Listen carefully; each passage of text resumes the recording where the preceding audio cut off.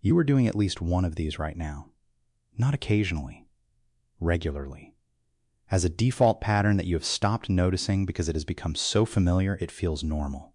And the people around you, the ones you work with, the ones you live with, the ones who form opinions about who you are, they notice it, even when they say nothing, especially when they say nothing. The Stoics were not interested in the performance of strength. They were interested in the real thing, and they were precise, in their writing, in their teaching, in their own daily practice, about which habits signal genuine strength and which habits quietly signal its absence. Today I am going to give you 6 of the habits they identified, the ones that make a man look weak, often without him realizing it. And more importantly, I am going to give you the Stoic alternative to each one, because the goal is not to stop doing something. The goal is to replace it with something better. Let's go. Habit 1. Explaining yourself constantly. There is a specific pattern that most people do not recognize as weakness because it feels like the opposite of weakness.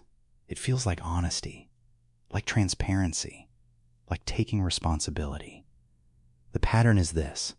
Every decision you make comes with an explanation. Every choice comes with a justification. Every action comes with a preemptive defense of why it was the right action. You did not go to the event, and you explained why. You disagreed with someone, and you immediately softened it with reasons. You made a change in your life, and you announced it to everyone who might have an opinion. Marcus Aurelius wrote, "Waste no more time arguing about what a good man should be. Be one." The man who is secure in his decisions does not need to defend them before they are attacked. The explanation, offered before anyone has questioned, is the tell. It signals that you are already anticipating judgment, already preparing your defense, already seeking approval from the verdict that has not yet been delivered. The Stoic alternative: decide and act. Let the action speak. When explanation is genuinely needed, give it clearly and once, not as a defense, as information. The man who is comfortable with his own judgment does not need the room to validate it before he can feel certain. Habit 2. Reacting to every provocation. Someone says something cutting. Someone challenges you publicly. Someone dismisses you or your work, and you respond. Immediately, visibly, in a way that makes it clear they got to you. Epictetus was a slave. He was owned. He could be struck, sold, humiliated in ways most people will never experience. And he built one of the most profound philosophies of personal power ever produced from that position. Because he understood something that most free men do not. The person who can make you react owns you more completely than any legal document. Every time you react to a provocation, you are demonstrating that the other person has access to your internal state. You are showing them where the lever is, and that pulling it works. Epictetus wrote, "If anyone tells you that a certain person speaks ill of you, do not make excuses about what is said of you. Instead, answer, he was ignorant of my other faults, else he would not have mentioned these alone." That response, calm, slightly ironic, completely unrattled, is not coldness. It is the demonstration of a man who cannot be destabilized by the opinions of others. The Stoic alternative: receive the provocation, take one breath, then ask, does this require a response? Not an emotional response, a considered one. Often the most powerful response is none at all. Habit 3. Seeking approval before deciding. Before you make a significant decision, do you already know what you want to do? And do you still find yourself polling the people around you before you commit? This is more common than most men want to admit, and it is one of the clearest signals of an unresolved relationship with your own judgment. Seeking input is wisdom. Seeking permission is weakness. The difference is in what you are actually looking for. Input says, I have made my assessment. I want to pressure test it against someone else's perspective before I finalize. Permission says, I have not fully trusted my own assessment. I need external validation before I can feel certain enough to act. Marcus Aurelius governed the largest empire in the ancient world. He consulted advisors. He listened to generals. He gathered information. But the decision was always his, made from his own assessment, held with his own confidence. He wrote, "Accept the things to which fate binds you, and do so with all your heart." With all your heart means, not half committed, waiting to see how others react before you fully commit. All the way in. The Stoic alternative: Make the decision internally first, fully. Then seek input if it adds genuine value, but seek it to refine, not to confirm that it is acceptable to proceed. Habit 4. Complaining without acting. There is a specific kind of conversation that most people have participated in more than they want to count. The complaint conversation.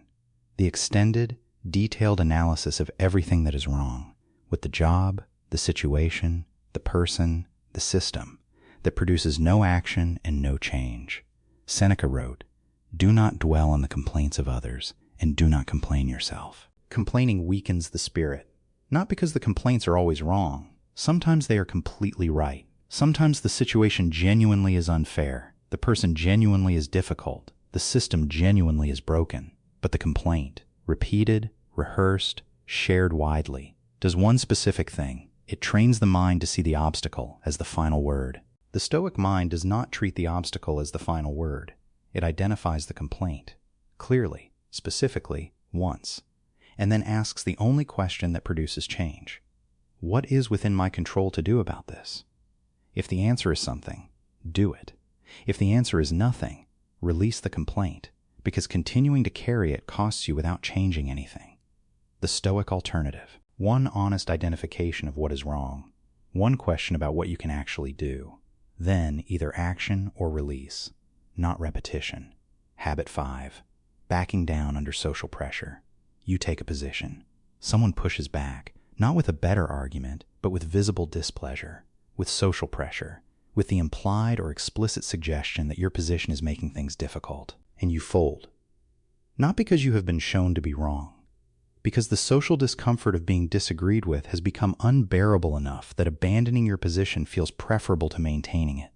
Cato the Younger, one of the most admired figures in Stoic history, famously refused to back down from positions he believed were correct, regardless of who was pushing back or how. He lost politically because of it. Repeatedly. He did not change, because he understood that a man whose positions are determined by social pressure has no actual positions. He has social performances, updated constantly to match the expectations of whoever is currently in the room. Marcus Aurelius wrote, "If it is not right, do not do it. If it is not true, do not say it." The inverse is also true. If it is right, maintain it. If it is true, do not retract it to ease someone else's discomfort. The Stoic alternative, when pushed back on, ask one question internally before responding. Has this person given me a better argument, or just a stronger reaction? If the argument is better, update. If the reaction is simply stronger, hold. Position changes should be driven by logic, not by the temperature in the room. Habit 6. Talking more than you deliver. This one is perhaps the most quietly damaging of all 6, because it erodes something that cannot be rebuilt quickly. Trust. Every time you say you will do something and do not, a small withdrawal is made from the account of your credibility. Every announcement of an intention that remains an intention. Every plan shared publicly that is quietly abandoned. Every commitment made in the heat of motivation that evaporates when the motivation does. Over time, the people around you begin to discount what you say before you have finished saying it. They have learned, through the evidence you have provided, that the gap between your words and your actions is significant. Seneca wrote, "Say less, do more." The result speaks where words cannot. The Stoics had a deep respect for action over speech, not because speech has no value. Seneca himself was one of the most gifted writers in the ancient world, but because he understood that words derive their power from the credibility of the person speaking them. And credibility is built through one thing only: consistent correspondence between what you say and what you do. The Stoic alternative: before you announce it, do it. Or at minimum, make the commitment small enough that you are certain you will follow through. The man who quietly completes what he said he would is more trusted and more respected than the man who announces large intentions and delivers inconsistently. 6 habits. One principle underneath all of them: genuine strength. The kind the Stoics built and demonstrated under conditions most people will never face, is not a performance. It is not a set of behaviors adopted to impress the people in the room. It is the natural expression of a man who has done the internal work, who trusts his own judgment, governs his own reactions, holds his own positions, and delivers on his own commitments. That internal work cannot be faked, but it can be built. Identify the one habit on this list that you recognize most clearly in yourself. Not the one that made you most uncomfortable to consider, the one you recognized most immediately. That is the one to address first. One specific change. This week. The Stoics built their strength one practice at a time, over years, in private, without audience, without announcement. That is still how it is built. If this gave you something useful, subscribe. Stoicism every week. No motivation, no fluff, just what actually holds up.